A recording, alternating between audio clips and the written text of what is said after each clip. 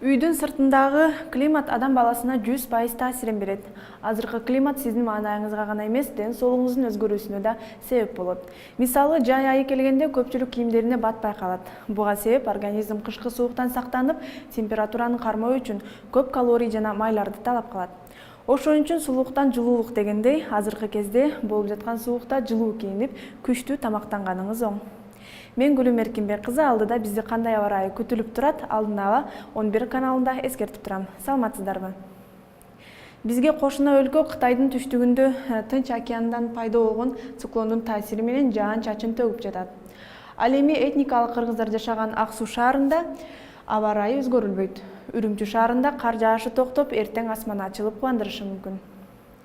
Кече биз айткан Атлантикадагы чоң циклон Казакстанга багыт алган болчу.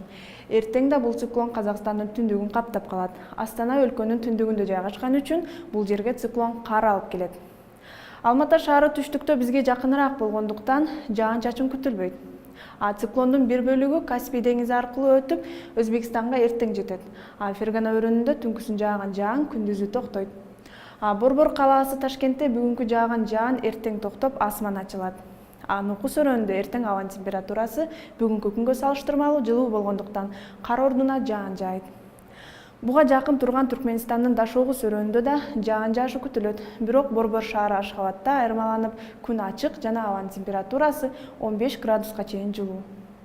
Өзбекстанга жеткен циклон батыштан чыгышка карай соккон шамалдын күчү менен Тажикстанга карай жетет.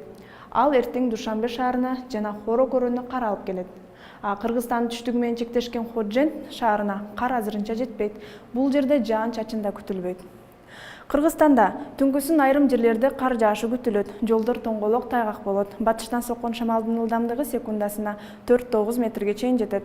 Дем алыш күндөрү жаап өткөн жана күтүлүп жаткан карга байланыштуу Кыргызстандын тоолуу райондорунда Бишкек-Ош автоунаа жолунун 121, 138, 198, 265 чакырымдарындагы жана Каракол-Эңилчек автоунаа жолунун 45-90 чакырымдагында автоунаа жолдорунда кар көчкүчүшүүсү жана кар күткүсү күтүлөт. Жолдор тайгак болуп, тоңот.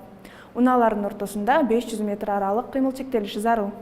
Мына ушундай үйүңүздөрдүн сыртында турган климат өз ордунда турбай, тез өзгөрүп турат. 11 каналында аба ырайы тууралуу маалыматты мен Гүлүм Эркинбек кызы айтып бердим. Көрүшкөнчө.